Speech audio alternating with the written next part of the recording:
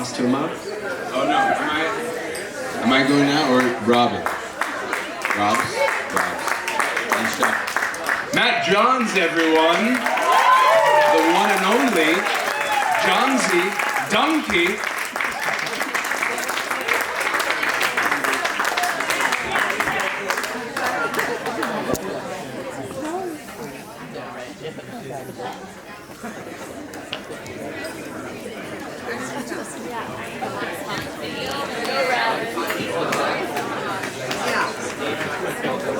I was just telling Matt he looks like a young George Michael. Does anyone think that? Yeah. Anyway, you guys, this is so amazing to be here.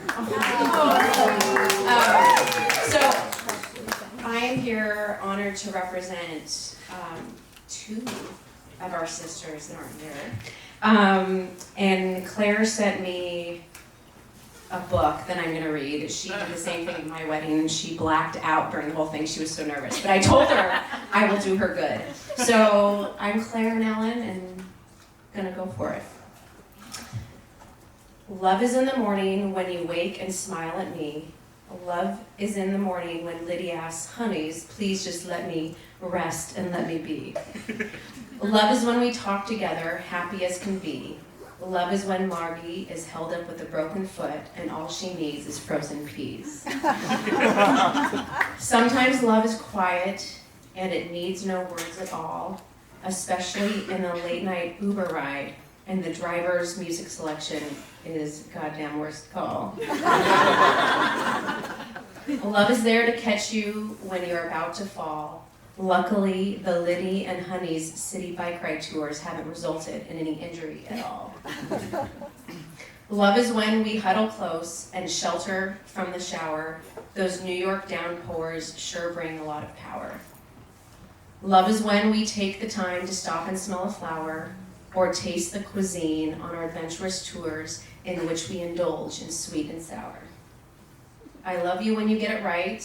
I love you when you get it wrong. A cup of tea after a late party, Margie says, defensively wrong. Though a sweet card for any occasion will make anything feel right. The world is much more lovely since the day you came along. With a carton of raspberries for dessert, no sugar could be found. I love you so, Margie, even with all your exaggerations, baggy pants, and turtleneck sweaters. I love you, Liddy, even when you leave your clothes on top of the dresser and wear that green North Face jacket. And when I try to count the reasons why, I find there are more reasons than the nicknames to come and the stars up in the sky. Liddy Monkey and Margie Honeys, we love you all the time. So, there's a little message.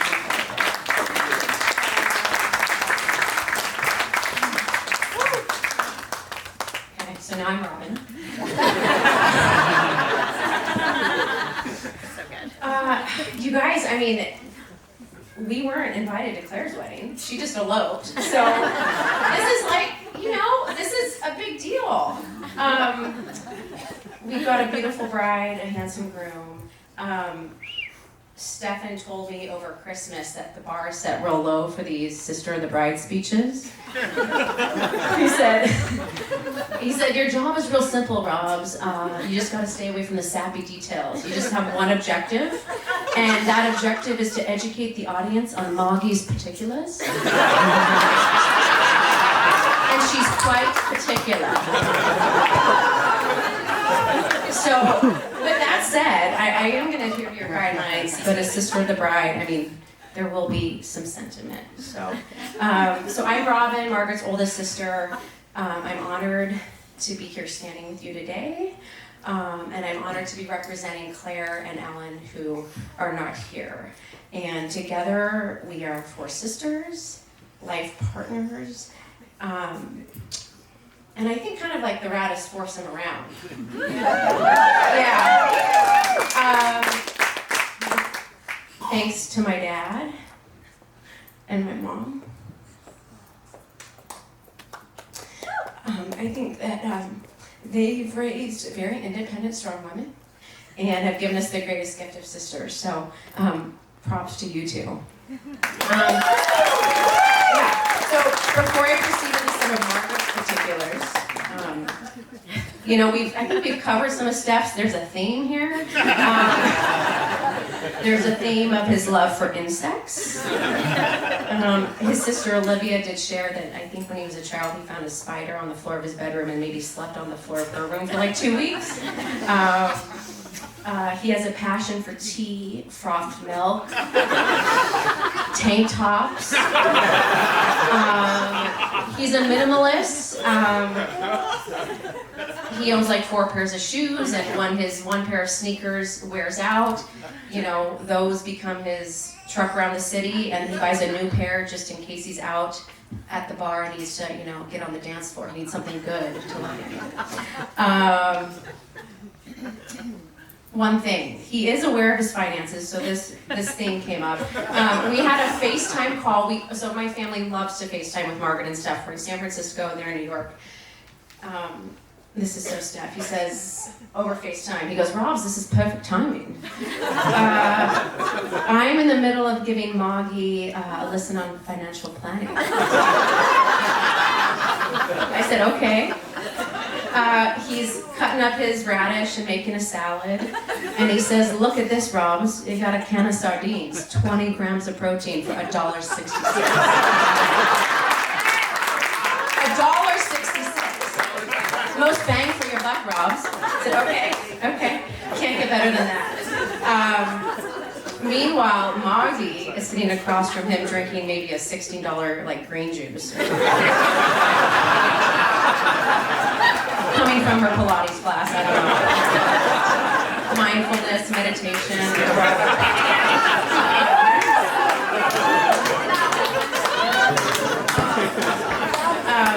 Okay, so I do have a few particulars of Margaret's, and I have to give Stefan some credit because he did give me some material. I'm going to read a few, and they're all really good, so where are my cards?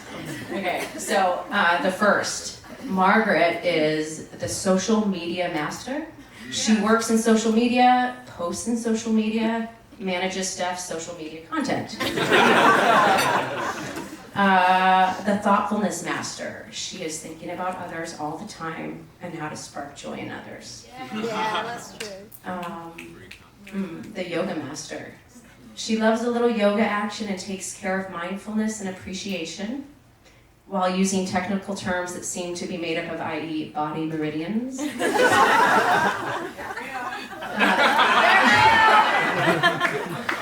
The llama master. She looks like a llama, and she sleeps with the llama blanket each night.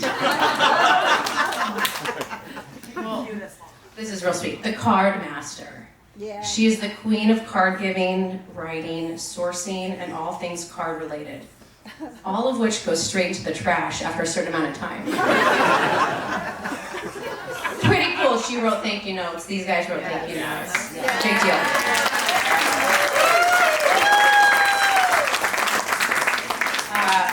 Okay, this is my favorite. She's the master of expectations. She tends to have new expectations about life that come up as we go. It would be a good tip for Moggy to ensure that those are communicated effectively.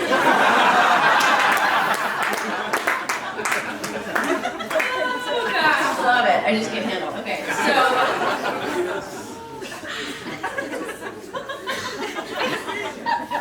I mean, these two really do work. They really do.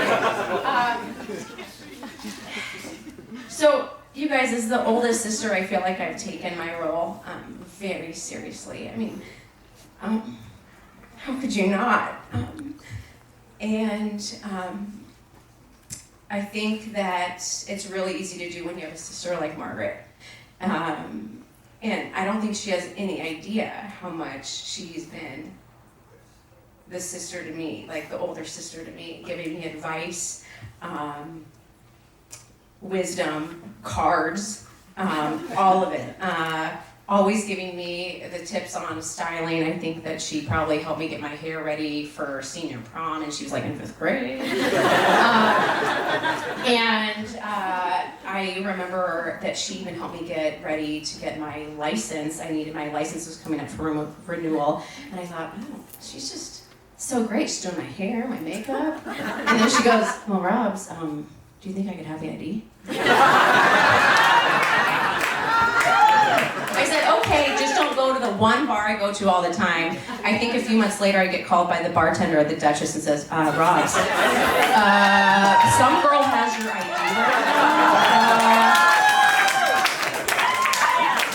anyway, I love it that we are mistaken for each other because she is so beautiful inside and out. So, I guess we'd just like to end. A quote from Maya Angelou. Love recognizes no barriers. It jumps hurdles, leaps fences, penetrates walls to arrive at its destination full of hope. My hope for you, Margaret and Steph, is a journey in this life together filled with strong health, full hearts, endless travels, a few thank you notes, and no bugs.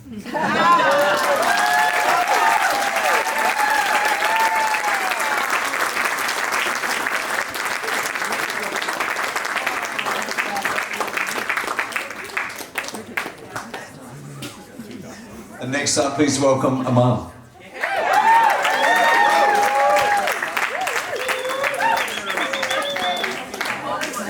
Just what everybody else said. Thank you, everyone. That was it. Mark, Robyn, Ashley, Matt, Hannah, Bryce, Michelle. I mean, you guys all freaking crushed it. Lonnie. Steph says that his favorite part about weddings is the speeches. So clearly that's why we have about 75 minutes of speeches, because that's the case. All right, here we go. Weddings are months of planning. And then they're done. In the blink of an eye. The best piece of advice that I received at our wedding was to step back. Take this all in. This is like the world's greatest dinner party. And it's because of you guys. You created this. So let's start with a toast.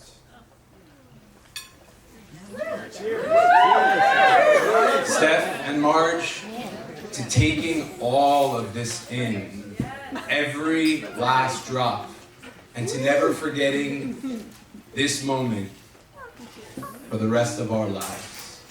Cheers. All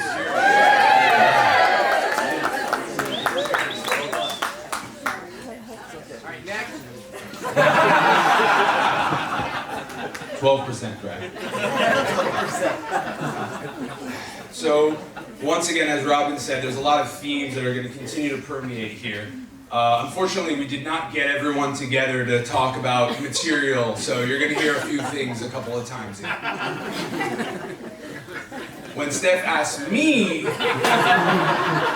give the best man speech,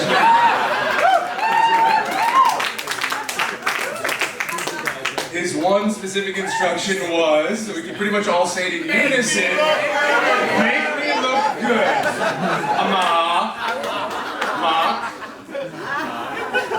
So with that in mind, Stephen DeRougemont, here we go. I met Stephen almost exactly 15 years ago, to the day, at the Dream Careers internship program in New York City. He was a lanky guy with a funny accent and nose hairs